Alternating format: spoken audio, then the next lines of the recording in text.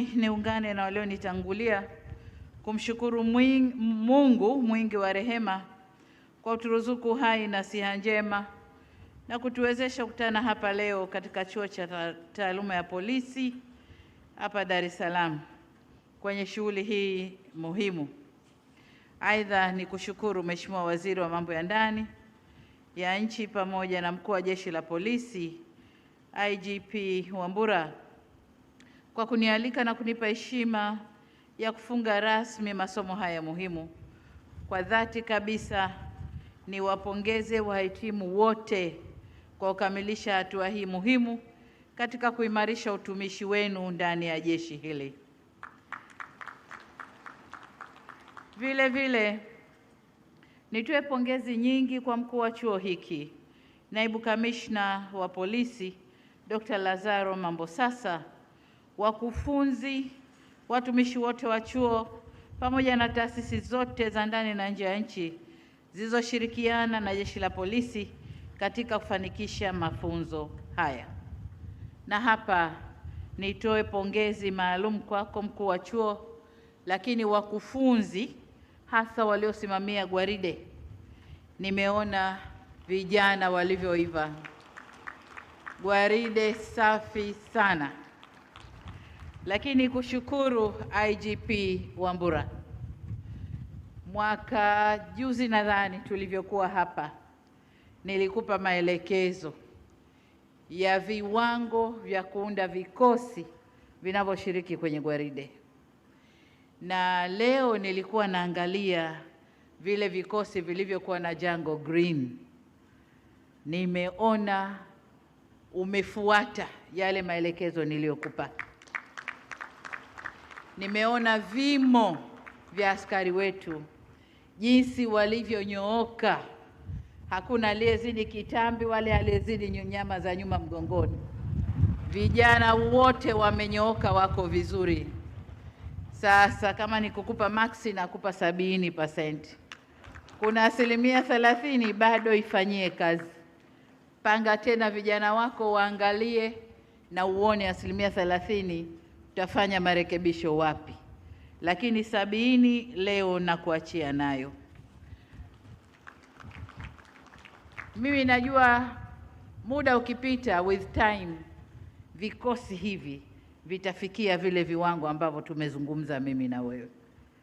Tutafikia kule na gwaride letu litakuwa moja katika magwaride mazuri sana ndani ya ukanda wetu, lakini pia ndani ya Afrika.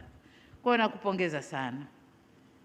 Ndugu viongozi, wahitimu na wageni waalikwa, kwa kuwa hii ni mara yangu ya kwanza ya kuonana na Jeshi la Polisi tangu tumemaliza uchaguzi mkuu wa Oktoba mwaka jana, nitumie nafasi hii kulipongeza sana Jeshi la Polisi kwa kazi kubwa mnayoendelea kuifanya. Sote ni mashahidi kwamba amani na utulivu tulionao leo haukuja kwa bahati, bali matokeo ya kazi ya Jeshi la Polisi kwa kushirikiana na vyombo vyetu vingine vya ulinzi na usalama. Pamoja nanyi niwapongeze Watanzania wenye nia njema na uzalendo kwa nchi yao kwa kuendelea kushirikiana na vyombo vyetu vya ulinzi na usalama katika kudumisha amani na utulivu wa taifa hili. Ndugu zangu, suala la kulinda usalama wa raia na mali zao ni nguzo muhimu ya maendeleo kwa taifa letu. Bila shaka mtakubaliana nami kwamba kazi ya polisi haiwezi kutazamwa kama kazi nyingine ya kawaida. Ni kazi inayohitaji nidhamu, uadilifu, umakini na uelewa mpana wa sheria, mila na desturi na mipango ya maendeleo ya nchi yetu. Aidha, ni muhimu pia kuwa na uelewa mpana wa mabadiliko ya kiuchumi na kisiasa, yani World Economic Order and Geopolitics, yanayotokea huko duniani. Hivyo ni matumaini yangu kwamba mafunzo yaliyotolewa yameangaza maeneo yote hayo na yatawasaidia wahitimu katika kutekeleza majukumu yao kwa ufanisi na kuleta tija kwa taifa letu. Kifungu cha 265 moja cha Katiba ya Jamhuri ya Muungano wa Tanzania kinasema kwamba ulinzi na usalama wa nchi ni jukumu la kila raia wa Tanzania. Uanzishwaji wa polisi jamii ni miongoni mwa nguzo muhimu katika mwelekeo huo. Nami nimpongeze pia kamishna aliyeteuliwa kushikilia eneo hili, na nitoe wito na nimtake asimamie vizuri eneo hili, kwa sababu usalama wetu na ulinzi wetu utatokana na wananchi wenyewe na taarifa zitakazotokana na wananchi wenyewe. Lakini wananchi wenyewe kwenye maeneo yao, mkiwafundisha vizuri, watalindana wenyewe kwa wenyewe na kutoa taarifa za kihalifu pale zinapotokea. Kwa hiyo nisisitize eneo hili na niseme mfumo huu ukitumika vizuri utasaidia kuimarisha mikakati ya ushirikishwaji wa wananchi katika kulinda amani na usalama wa nchi yetu. Kwa upande mwingine, ukuaji wa teknolojia umebadilisha pia mbinu za kufanya uhalifu. Mabadiliko haya yameendelea kuongeza changamoto za kiulinzi na kiusalama katika maeneo ya mipakani, barabarani, baharini, mitaani na hata kwenye mitandao. Hivyo, Jeshi la Polisi nalo lazima liendelee kufanya tathmini endelevu ya utendaji wake na kubadilisha namna linavyotekeleza majukumu yake kwa lengo la kuongeza ufanisi na ubora ili kukabiliana na changamoto hizo. Nyenzo mojawapo itakayosaidia kuleta ufanisi na tija ni kuendeleza utoaji wa mafunzo katika ngazi na fani mbalimbali ndani ya jeshi letu hili. Ndugu zangu, moja kati ya hatua zilizochukuliwa kutathmini utendaji wa Jeshi la Polisi ni kazi iliyofanywa vyema na Tume ya Haki ya Jinai ya mwaka 2022 ambapo ilitoa mapendekezo kadhaa ya hatua za kuchukua ili kuliimarisha jeshi hili. Nimefurahi kusikia kutoka kwa IGP kwa maboresho yaliyopendekezwa ya kimfumo, kimuundo na kisheria yanaendelea kufanyiwa kazi, ikiwemo kuimarisha mfumo wa polisi jamii kama nilivyosema, lakini pia matumizi ya tehama, kuendesha mafunzo na kujenga nidhamu ya utendaji. Hatua hizi ni lazima ziendelee kupimwa kwa matokeo yafuatayo. Tusiseme tu tunachukua hatua, lakini lazima tuone matokeo. Moja, ni namna Jeshi la Polisi linavyotumia rasilimali zinazotolewa kuimarisha masuala ya ulinzi wa raia na mali zao, yaani kujenga uwezo wa kiutendaji, capacity building, ikiwemo mafunzo na maeneo kadhaa ambayo IGP aliyaeleza hapa, kwenye maeneo ya kisheria na uwezo wa kwenye medani. Tunapozungumza na uwezo wa kwenye medani ni pale mnapokuwa mbali ya medani, mnapokuwa kwenye mafunzo, lakini pale mnapokuwa kwenye nyanja za kazi zenu. Tumezoea huko nyuma kuona askari wakisimamisha magari na wakifanya mambo ambayo hayakubaliki. Sasa hizo ndio nyanja za medani. Mwende mkarekebishe hayo.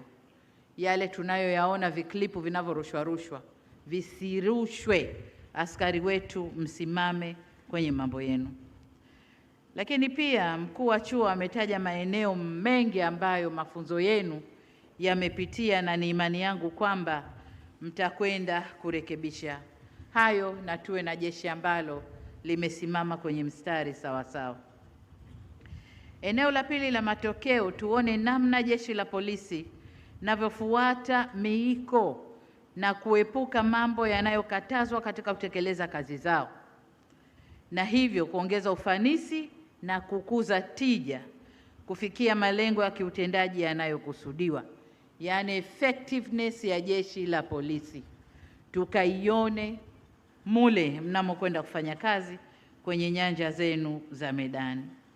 Jambo la tatu, tunataka kuona namna Jeshi la Polisi linavyojenga imani yake kwa wananchi, sekta binafsi na jumuiya ya kimataifa iliyopo nchini. Hapa tunazungumzia legitimacy ya Jeshi la Polisi, kukubalika kwake. nilikuwa naangalia klipu moja inazungumza kukubalika kwa majeshi ya polisi ya nchi mbalimbali ya Afrika, na wakawa wanatoa asilimia ya kukubalika kwao. Nchi iliyofanya vizuri zaidi ina asilimia 25 ya kukubalika kwake, na maswali yalikuwa kama unapata shida, imani yako ni kiasi gani kukimbilia jeshi la polisi ili ukasaidiwe. Kwa nchi iliyofanya vizuri kabisa, jawabu, wasailiwa walipata asilimia 25. Kwetu Tanzania ilikuwa ni asilimia 12, kwamba wananchi wanapopata shida atakimbilia kituo cha polisi ili akapate msaada, ni asilimia 12. Sasa wengine hatujui watakwenda wapi. Hizi ni taarifa ambazo hatuwezi kuzibeza IGP. Ni taarifa ambazo tuangalie tofauti, gaps ziko wapi? Kwa nini wananchi wanajibu hivi? Gaps ziko wapi? Turekebishe. Lakini kama nilivyosema, vyema na vizuri zaidi ni kuwashirikisha wananchi, hasa kwenye ile suala la polisi jamii. Wananchi wenyewe wasimamie usalama wao na waamini kwamba jeshi la polisi ni sehemu na kimbilio la shida zao. Jambo la 4 ambalo tungependa kuona matokeo ni uwezo wa kutambua au kubaini viashiria vya hatari vya usalama kwa nchi mapema iwezekanavyo. Na hapa naendana pia na mazoea, mila na desturi zetu.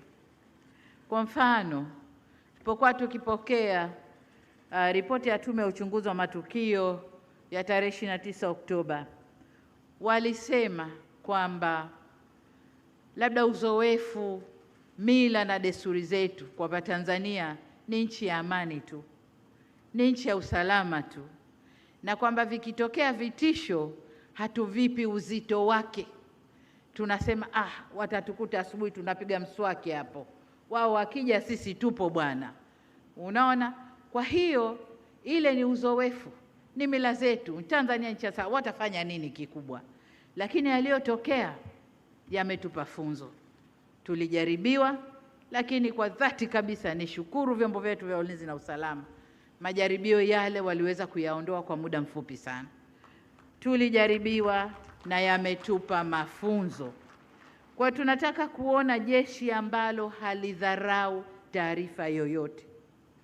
Taarifa yoyote, kiashiria chochote cha hatari kinafanyiwa kazi kwa haraka sana.